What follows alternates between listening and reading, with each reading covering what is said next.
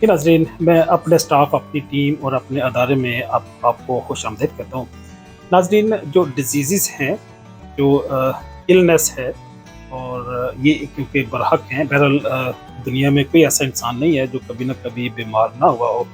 लेकिन अगर हम इन डिज़ीज़ को ओवरऑल अंडरस्टैंड कर लें, अगर हम जो मेजर डिज़ीज़ेज़ हैं, अगर उसको हम अंडरस्टैंड कर लें कि वो कौन-सी डिज़ीज़ेज़ हैं, उनकी नेचर क्या है, अगर हमारा एक इनिशियल अंडरस्टैंडिंग एस्टेब्लिश हो जाए इन डिज़ीज़ के हवाले से, तो फिर हमें उसको हैंडल करना भी ईज़ी होगा। मैं इसको एक और तरह से एक्सप्लेन करता हूँ। अगर हम अपने दुश्मन को पहचान जाएँ, उसकी उसकी स्ट्रेंथ और उसकी वीकनेस को अगर हम अंडरस्टैंड कर लें, तो फिर हमें उसे हैंडल करना भी आसान होगा। क्योंकि हमें पता है कि हमारा दुश्मन, उसकी स्ट्रेंथ क्या है, उसकी वीकनेस क्या है। तो वीकनेस को फ़ोकस करते हुए हम उसको ईज़िली मैनेज कर लेंगे। इसी तरह से अगर हम डिजीज़ेज़ को अंडरस्टैंड कर लें कि दुनिया में मेजर डिजीज़ेज़ कौन-सी हैं, किस तरह की हैं, उनकी नेचर क्या है, उनको किस तरह हम हैंडल कर सकते हैं, तो फिर हमारे लिए उनको मैनेज करना, उनको ट्रीट करना इतना बड़ा मसला नहीं रहता। तो यहाँ पे मैंने और मेरे स्टाफ ने, मेरी टीम ने 20 डिफरेंट डिजीज़ेज़ मेरे सामने रखी हैं और आपको आपके सामने इनको डिस्क्राइब करने का हुक्म दिया है। सबसे बड़ी जो डिज़ीज़ है, जो पूरी दुनिया में एक चैलेंज की शक्ल में हमारे पास मौजूद है, वो इन्फेक्शन है। जब जब मैं इन्फेक्शन का वर्ड यूज़ करता हूँ, तो अमूमन हम बैक्टीरियल इन्फेक्शन के लिए ये लफ़्ज़ इस्तेमाल करते हैं। अगर बैक्टीरियल इन्फेक्शन के लिए मैं ये लफ़्ज़ इस्तेमाल करता हूँ, तो मुझे बैक्टीरिया का थोड़ा बहुत यहाँ पे आपके सामने मालूमात शेयर करनी चाहिए। बैक्टीरिया की क्लासिफिकेशन के लिए हमारे पास 2-3 कैटेगरी हैं। एक ग्राम पॉजिटिव, ग्राम नेगेटिव है। ग्राम क्या चीज़ है? एक साइंटिस्ट है जिसने एक स्टेन डिस्कवर की। जो बैक्टीरिया उससे स्टेन कर दें, मतलब वो कलर को एक्सेप्ट कर लें, तो उनको ग्राम पॉजिटिव कहेंगे। जो उससे स्टेन ना हो, वो ग्राम नेगेटिव होंगे। तो इनकी क्योंकि ट्रीटमेंट डिफरेंट है, ग्राम नेगेटिव बैक्टीरिया को ट्रीट करना डिफ़िकल्ट होता है, ग्राम पॉजिटिव को ट्रीट करना आसान होता है। ग्राम पॉजिटिव को हम मोस्टली पेनिसिलिन ग्रुप के ड्रग देते हैं, या हम सेफलोस्पोरिन ग्रुप के कोई ना कोई ड्रग से इजीली उनको मैनेज कर सकते हैं। लेकिन ग्राम नेगेटिव को भी हम मैनेज कर सकते हैं, वो हमारे लिए कोई इतना मसला नहीं है। लेकिन उनकी ट्रीटमेंट करना ग्राम नेगेटिव से ग्राम पॉजिटिव से कंपेरेटिवली डिफ़िकल्ट है। इसी तरह कुछ जो ऑक्सीजन को यूज़ करते हैं, कुछ ऑक्सीजन को यूज़ नहीं करते। हम उन्हें एरोबिक कहते हैं और नॉन एरोबिक कहते हैं, कि वो ऑक्सीजन को उनकी रिक्वायरमेंट है। कुछ ऐसे भी बैक्टीरिया हैं जो ऑक्सीजन के बगैर भी सर्वाइव कर सकते हैं। फिर कुछ इंट्रासेलुलर हैं जो सेल के अंदर ग्रो करते हैं, मल्टीप्लाई करते हैं। कुछ एक्स्ट्रा सेलुलर हैं जो सेल के बाहर ग्रो करते हैं और मल्टीप्लाई करते हैं। तो इसी तरह चंद एक नाम मैं आपके सामने पेश कर देता हूँ जो मेजर हमारे लिए चैलेंजेस हैं। वो साल्मोनेला टाइफी है, स्टेफिलोकोकस है, स्ट्रेप्टोकोकस है, नेसीरिया गोनोरिया है, ब्रुसीला है। ये फिर ट्यूबरक्लोसिस है। ये बैक्टीरिया हमारे लिए बड़े बड़े चैलेंजेस हैं, लेकिन अब ये बहरहाल इतने बड़े चैलेंजेस नहीं रहे इनकी ट्रीटमेंट, क्योंकि हमारे पास अवेलेबल है।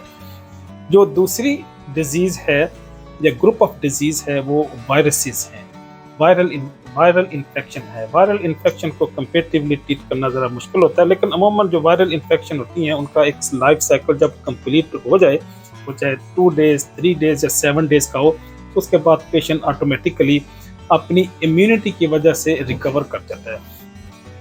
लेकिन कई सारी ऐसी वायरल डिजीज़ हैं, वो स्टिल हमारे लिए चैलेंज हैं। जो साइंटिस्ट हैं, हम लोग उनकी ट्रीटमेंट को एक्सप्लोर कर रहे हैं। जिस तरह एड्स है, एक्वायर्ड इम्यूनिटी डेफिशिएंसी सिंड्रोम, जिसमें हमारी इम्यूनिटी सप्रेस कर जाती है और जो एंटीबॉडी की सिंथेसिस रिड्यूस हो जाती है और पेशेंट ससेप्टेबल हो जाता है डिफरेंट डिजीज़ के लिए। ये स्टिल अंडर डिस्कवरी है, अंडर एग्जामिनेशन है, और इस पे different medication hit and trial method से अभी हम उसको डिस्कवर कर रहे हैं, एक्सप्लोर कर रहे हैं। जो तीसरा बड़ा चैलेंज है डिजीज़ में, वो फंगल इन्फेक्शन है, जिसको हम माइकोसिस भी कहते हैं। माइकोसिस 2 तरह की होती है, एक एक्सटर्नल जो स्किन में माइकोसिस प्रोड्यूस करते हैं, दूसरी सिस्टेमिक माइकोसिस है जो हमारे बॉडी के अंदर इंटरनल ऑर्गन में माइकोसिस प्रोड्यूस करते हैं या फंगल इन्फेक्शन प्रोड्यूस करते हैं। ब्लड प्रेशर ये भी बड़ा एक इशू है। कई सारे लोग होते हैं कि वो किसी दूसरे को कहते हैं यार तुझे तो देख के मुझे मेरा बीपी हाई हाई हो जाता है। कई सारे लोग होते हैं कि वो किसी मखसूस सिचुएशन को, एम्प्लॉयर को या किसी मखसूस और जगह पे उनका ब्लड प्रेशर बढ़ जाता है। तो उनकी बहरहाल रीज़न कोई भी हो, वो चाहे सोशल हो, चाहे मेडिकल हो, चाहे साइकोलॉजिकल हो, ब्लड प्रेशर भी बहरहाल एक इशू है, एक बड़ा प्रॉब्लम है जिसकी ट्रीटमेंट के लिए हम AC inhibitor, angiotensin converting enzyme inhibitor use करते हैं, हम डायूरेटिक यूज़ करते हैं, हम बीटा ब्लॉकर यूज़ करते हैं। पांचवी जो बड़ी डिजीज़ है वो एलर्जी है। एलर्जी के लिए हम एंटी हिस्टामिनिक ड्रग यूज़ करते हैं, वो चाहे लोरेटिडीन है, चाहे वो एस्प्रिन है, चाहे इसी तरह की कोई और भी ड्रग हम यूज़ करते हैं। हम सिट्रिजिन भी यूज़ करते हैं, स्टेरॉइड भी यूज़ करते हैं इसकी एलर्जी की ट्रीटमेंट के लिए। पायरेसिया है, पायरेसिया मीन फीवर बजाते खुद डिजीज़ तो नहीं है, लेकिन ये मुख्तलिफ डिसऑर्डर या इलनेस की एक इंडिकेशन है। अगर किसी को बुखार है तो इसका मतलब है इसको कोई और भी बीमारी है जिसकी वजह से इसको बुखार हो गया है। फिर जो सेवंथ जो कैटेगरी है, डिवीजन है डिजीज़ की, दैट इज़ द साइकोसिस। साइकोसिस भी एक न्यूरोलॉजिकल तो नहीं कहना चाहिए, साइकोटिक डिसऑर्डर है। इसके जो रीजंस हैं, वो फैक्टर्स जो हैं जिसकी वजह से साइकोसिस होती है, वो सोशल भी हो सकते हैं, वो मेडिकल भी हो सकते हैं, वो साइकोलॉजिकल भी हो सकते हैं। डिप्रेशन भी एक डिजीज़ है जो अमूमन ऐसे लोगों को ज़्यादा होती है जो फ़िक्री एतबार से, नज़रियाती एतबार से, अपने अतकाद के एतबार से थोड़ा गंदा हो, जो यकसू ना हो। तो ऐसे लोगों को अमूमन डिप्रेशन ज़्यादा होती है, जो अपने फ्यूचर के हवाले से कई सारी चीज़ों को थिंक करते हैं और उनको प्रॉपर उसकी लॉजिकल सेंस नहीं बनती, तो फिर वो डिप्रेशन में चले जाते हैं। डायबिटीज़ है, इंसुलिन की डेफिशिएंसी की वजह से डायबिटीज़ होती है और ग्लूकोज लेवल इनहेंस कर जाता है बॉडी के अंदर। टाइप 1 डायबिटीज़ है और टाइप 2 डायबिटीज़ है। जो 10th है वो हाइपरग्लाइसीमिया है, बल्कि हाइपर ट्राइग्लाइसराइडीमिया है, जो कोलेस्ट्रॉल लेवल बॉडी के अंदर इंक्रीज कर दे या ट्राइग्लाइसराइड्स बॉडी के अंदर इंक्रीज कर दे, उसकी वजह से हाइपर ट्राइग्लाइसराइडीमिया प्रोड्यूस होता है।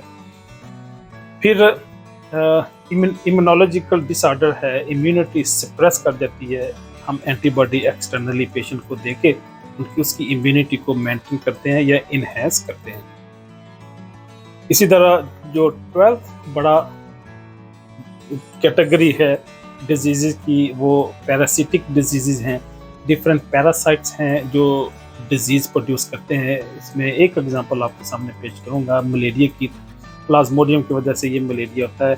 सेल को रप्चर करते हैं, सेल को डिस्ट्रॉय करते हैं और उसकी वजह से उनके जो मेटाबोलाइट की वजह से या उनके बाई प्रोडक्ट की वजह से बॉडी के अंदर डिफरेंट इंडिकेशन प्रोड्यूस होती हैं। क्विनीन देते हैं पेशेंट को, क्लोरोक्विन देते हैं, आर्टिमिसिन देते हैं, जिससे हम इस मलेरिया को ट्रीट करते हैं। जो 13th एग्जाम्पल है डिजीज़ की, वो कैंसर है। दो तरह के होते हैं कैंसर। कैंसर को हम न्यूप्लेस भी कहते हैं और ये एक मैलिग्नेंट है, दूसरा नॉन मैलिग्नेंट है, या उसको बिनाइन कहते हैं। एक बिनाइन है, दूसरा मैलिग्नेंट है। बिनाइन की जो ट्रीटमेंट है, अमूमन हम सर्जरी करते हैं, उस पर्टिकुलर पार्ट को सर्जरी करके बॉडी से रिमूव कर देते हैं। जो मैलिग्नेंट है उसके लिए हम या रेडियोथेरेपी करेंगे या कीमोथेरेपी करेंगे। मैलिग्नेंट की ट्रीटमेंट डिफ़िकल्ट है, तो लेकिन बहरहाल जो कैंसर भी एक बड़ा चैलेंज है ह्यूमन लाइफ के लिए। 14th वन हमारे पास जो पॉइजनिंग है या टॉक्सिसिटी है, डिफरेंट टॉक्सिन्स या पॉइजन अगर बॉडी में चले जाए तो हम एंटीडोट पेशेंट को देते हैं या उसको इसकी मिक्सचुरेशन को, यूरिनेशन को इन्हेंस कर देंगे, हम ब्लड की फिल्ट्रेशन को इन्हेंस कर देंगे और टॉक्सिक इफेक्ट को रिड्यूस कर देंगे। 15th वन कन्वल्शन है। कन्वल्शन मीन हमारे जो मसल्स हैं, स्मूथ मसल नहीं, स्केलेटल मसल स्ट्रेच कर जाते हैं। फिर हम मसल को रिलैक्स करने के लिए मसल रिलैक्सेंट देते हैं। बेंजोडाज़ेपिन ग्रुप की कोई ना कोई ड्रग हम दे देंगे। इन्फेस्टेशन है, इन्फेस्टेशन मीन जो एंथर्म की वजह से जो इन्फेक्शन होती है, हम उसको इन्फेस्टेशन का नाम भी देते हैं। तो जिसको पेट के कीड़े भी कहते हैं। तो इनकी ट्रीटमेंट के लिए हमारे पास मेबेंडाजोल एक ड्रग है, पिपराज़ीन एक ड्रग है। ये फर्स्ट लाइन थेरेपी है, सिंगल डोज ट्रीटमेंट है, पेशेंट को देके इसकी ट्रीटमेंट कर लेते हैं।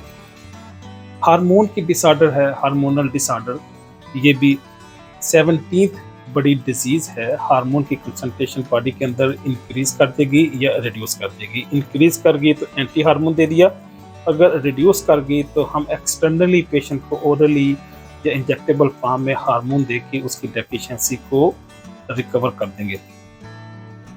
जो 18th है वो डायूरेटिक है। डायूरेटिक मीन उसकी मिक्चुरेशन में, यूरिनेशन में कोई ना कोई प्रॉब्लम है, तो हम पेशेंट को या डायूरेटिक देके या एंटी डायूरेटिक देके हम किडनी की फंक्शनैलिटी को रैशनलाइज करते हैं। 9th वन, मोस्टली कई सारे लोगों को इसका मुशाहदा होता है अमूमी ज़िंदगी में, पेन है। पेन के लिए हम पेन किलर देते हैं, चाहे वो टाइलोनॉल हो, चाहे वो ब्रूफन हो, चाहे वो फिनाइलबुटाजोन हो, चाहे वो पैरास्टामोल हो, एस्प्रिन हो, नेप्रोक्सन सोडियम हो। पेन किलर बड़ी फ्रिक्वेंटली मार्केट में यूज़ होती है। फिर last one is the depression और मूड डिसऑर्डर। मूड डिसऑर्डर या मूड डिसऑर्डर और डिप्रेशन भी क्योंकि इंसान के बिलीफ से, उसके नज़रिए से, उसके एतक़ाद से बिलोंग करती है, तो अमूमन ऐसे लोगों को ये ज़्यादा डिप्रेशन होती है जिनके एतक़ादात कमज़ोर हों, जिसकी अल्लाह की रबूबियत और उसकी अलूहियत पे एतक़ाद कम हो, उन्हें अमूमन डिप्रेशन ज़्यादा होती है। उम्मीद है इन्फॉर्मेशन आपके लिए सूदमंद साबित होगी। ज़िंदगी के किसी भी हिस्से में इजाज़त चाहूँगा। अल्लाह हाफ़िज़।